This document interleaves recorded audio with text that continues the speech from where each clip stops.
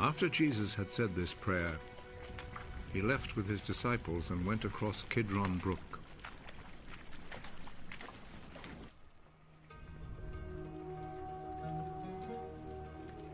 There was a garden in that place, and Jesus and his disciples went in.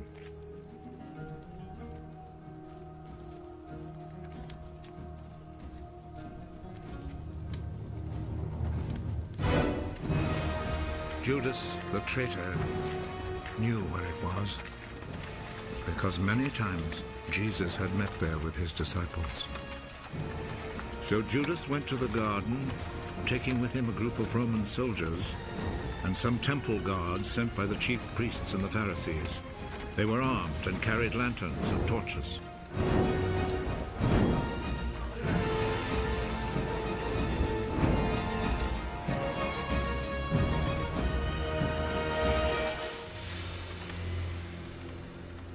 Jesus knew everything that was going to happen to him, so he stepped forward and asked them, "Who is it you are looking for?" Jesus of Nazareth. Judas the traitor was standing there with them when Jesus said to them, "I am he." They moved back and fell to the ground.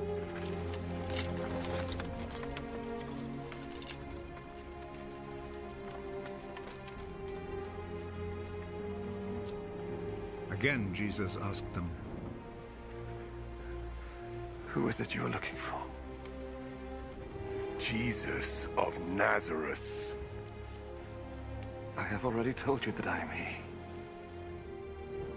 If then you are looking for me,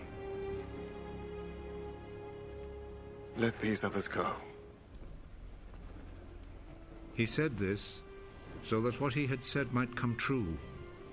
"Father, I have not lost even one of those you gave me." Simon Peter, who had a sword, drew it and struck the high priest's slave, cutting off his right ear.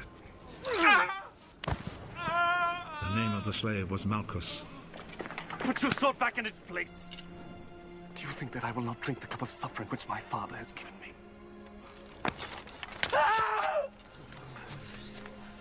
Then the Roman soldiers, with their commanding officer and the Jewish guards, arrested Jesus, tied him up,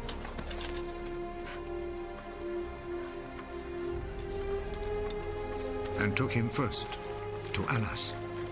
He was the father-in-law of Caiaphas, who was high priest that year. It was Caiaphas who had advised the Jewish authorities that it was better that one man should die for all the people.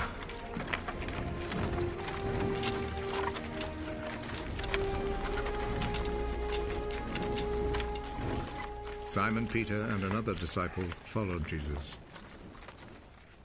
That other disciple was well known to the high priest, so he went with Jesus into the courtyard of the high priest's house, while Peter stayed outside by the gate.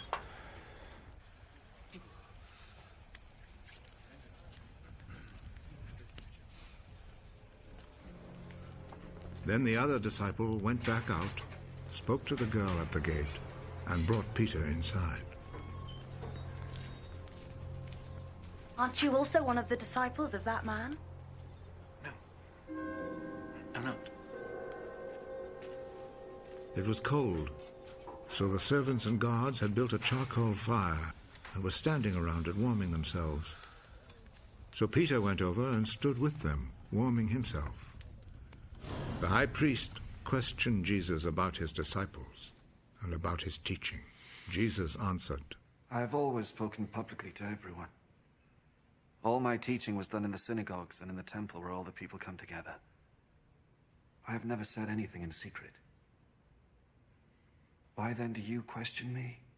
Question the people who heard me. Ask them what I told them. They know what I said. How dare you talk like that to the high priest?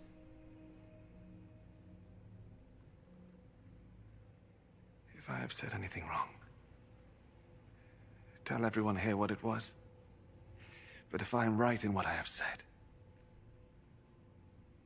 why do you hit me? Then Annas sent him, still tied up, to Caiaphas, the high priest. Peter was still standing there, keeping himself warm. So the others said to him, "Aren't you also one of the disciples of that man?" No, I am not. But Peter denied it. One of the high priest's slaves, a relative of the man whose ear Peter had cut off, spoke up. Didn't I see you with him in the garden? No. And at once, a rooster crowed.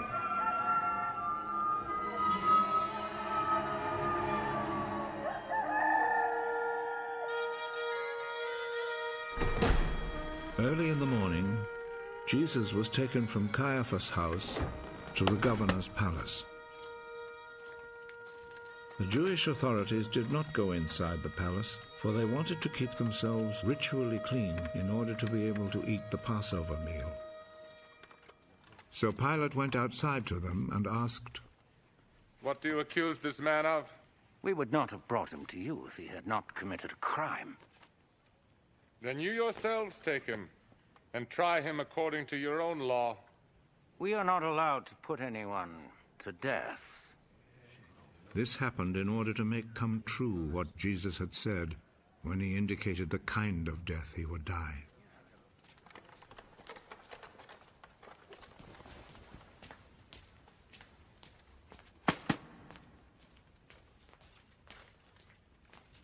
Pilate went back into the palace and called Jesus.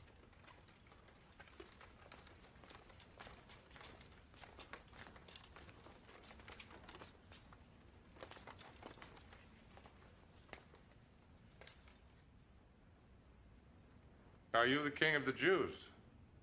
Does this question come from you?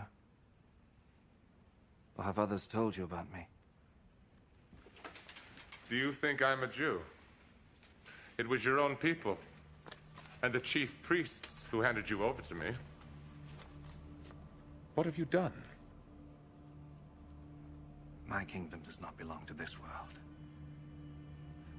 If my kingdom belonged to this world, my followers would fight to keep me from being handed over to the Jewish authorities. No. My kingdom does not belong here. Are you a king, then? You say that I am a king. I was born and came into the world for this one purpose: to speak about the truth. Whoever belongs to the truth listens to me. And what is truth?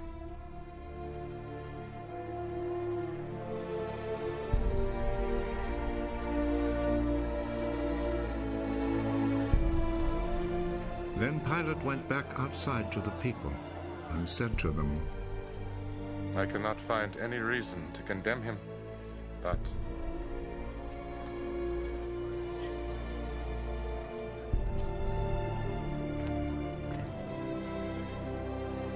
according to the custom you have, I always set free a prisoner for you during the Passover. Do you want me to set free for you the King of the Jews? They answered him with a shout. Give us Barabbas! Give us Barabbas!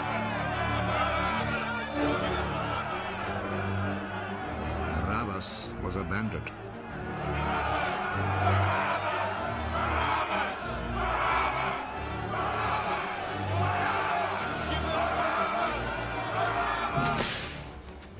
Then Pilate took Jesus and had him whipped.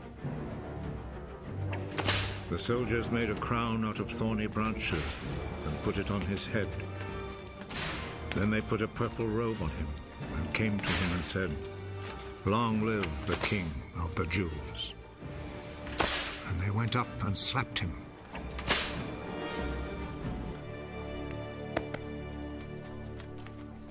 Pilate went back out once more and said to the crowd,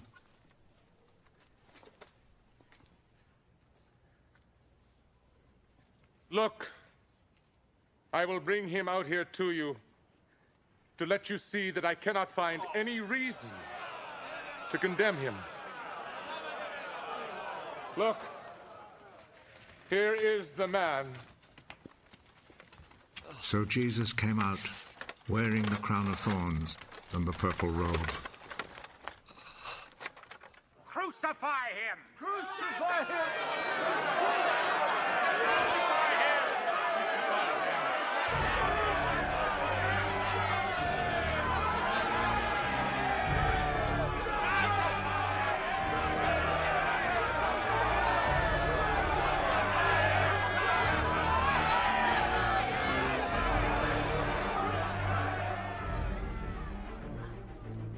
You take him then and crucify him.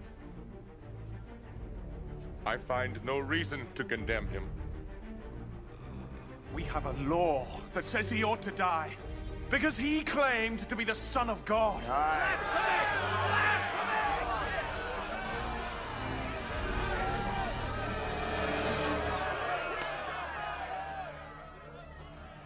When Pilate heard this, he was even more afraid.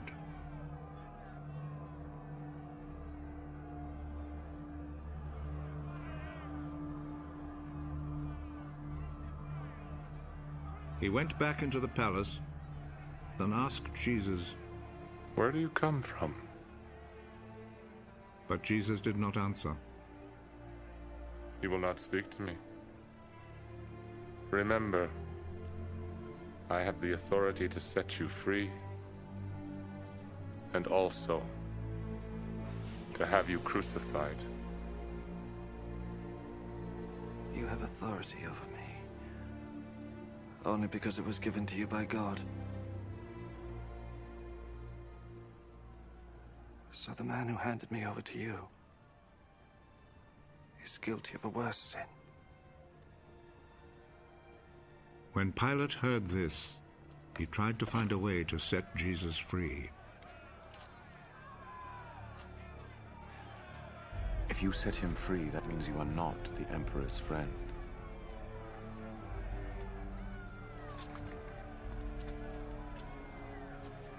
Anyone who claims to be a king is a rebel against the Emperor.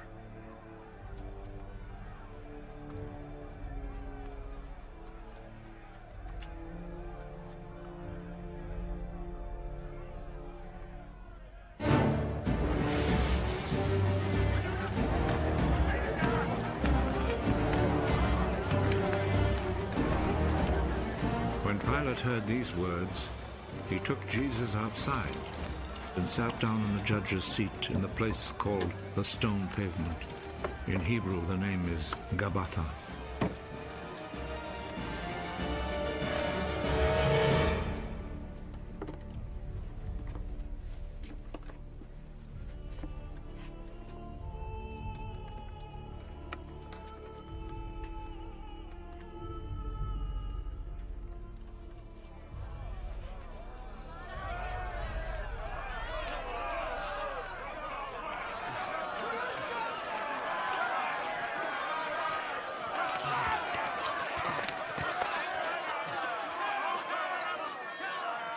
It was then almost noon of the day before the Passover.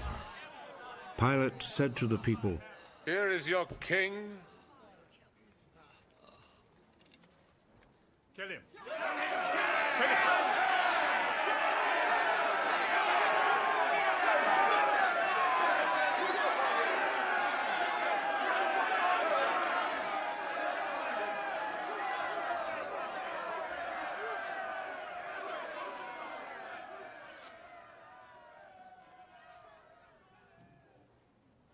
Do you want me to crucify your king? The only king we have is the Emperor.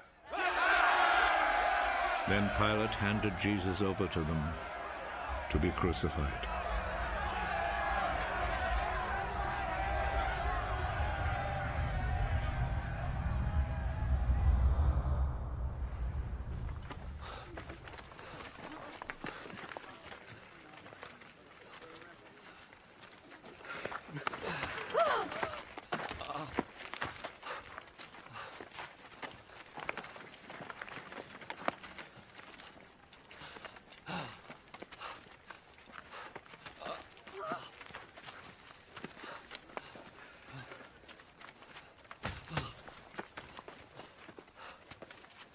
So they took charge of Jesus.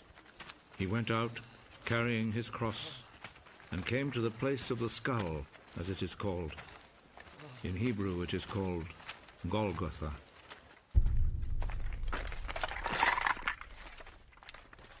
There they crucified him, and they also crucified 2 other men, one on each side, with Jesus between them.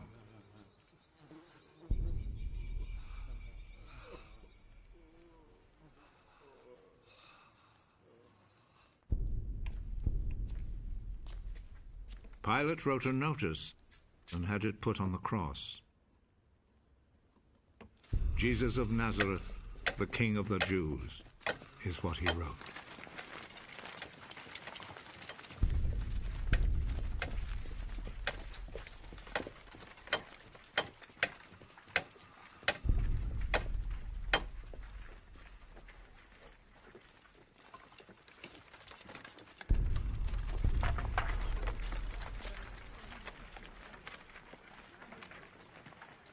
Many people read it because the place where Jesus was crucified was not far from the city. The notice was written in Hebrew, Latin, and Greek. The chief priest said to Pilate, "Do not write the King of the Jews, but rather..." This man said, "I am the King of the Jews." What I have written stays written.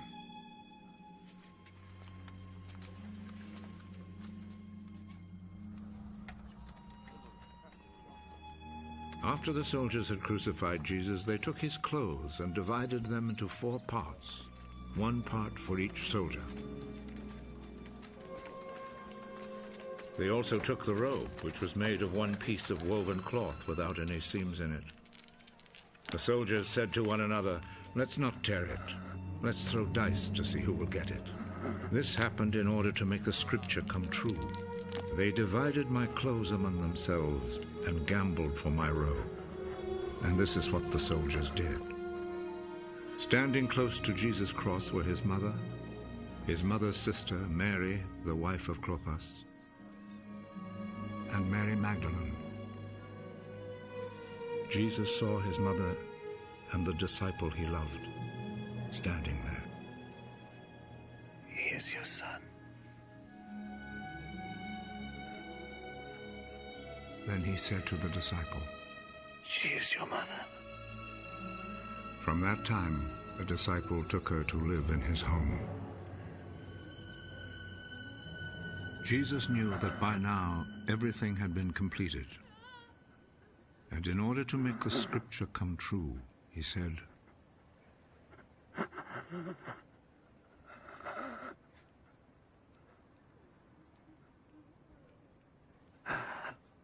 I am thirsty.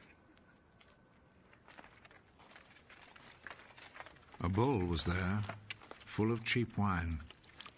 So a sponge was soaked in the wine, put on a stalk of hyssop, and lifted up to his lips.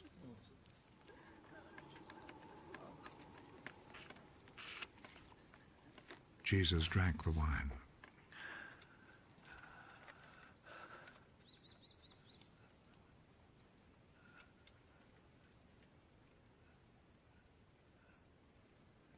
It is finished. Then he bowed his head and gave up his spirit.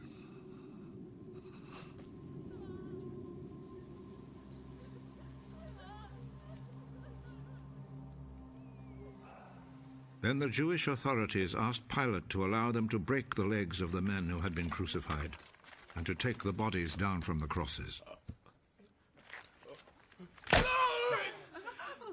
They requested this because it was Friday, and they did not want the bodies to stay on the crosses on the Sabbath, since the coming Sabbath was especially holy.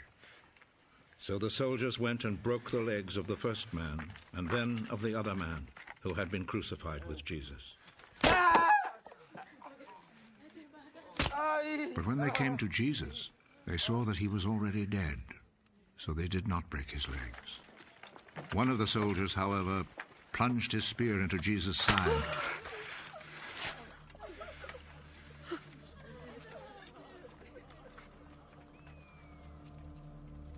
and at once blood and water poured out.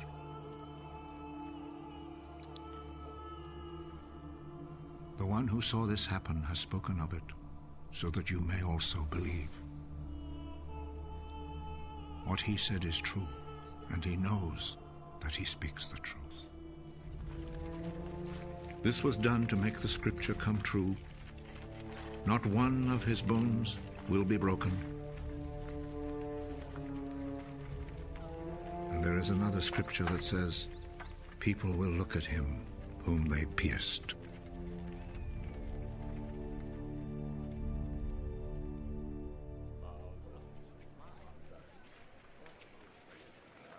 After this, Joseph, who was from the town of Arimathea, asked Pilate if he could take Jesus' body. Joseph was a follower of Jesus, but in secret because he was afraid of the Jewish authorities. Pilate told him he could have the body, so Joseph went and took it away. Nicodemus, who at first had gone to see Jesus at night, went with Joseph, taking with him about 100 pounds of spices, a mixture of myrrh and aloes. The two men took Jesus' body and wrapped it in linen cloths with the spices, according to the Jewish custom of preparing a body for burial. There was a garden in the place where Jesus had been put to death, and in it there was a new tomb where no one had ever been buried. Since it was the day before the Sabbath, and because the tomb was close by, they placed Jesus' body there.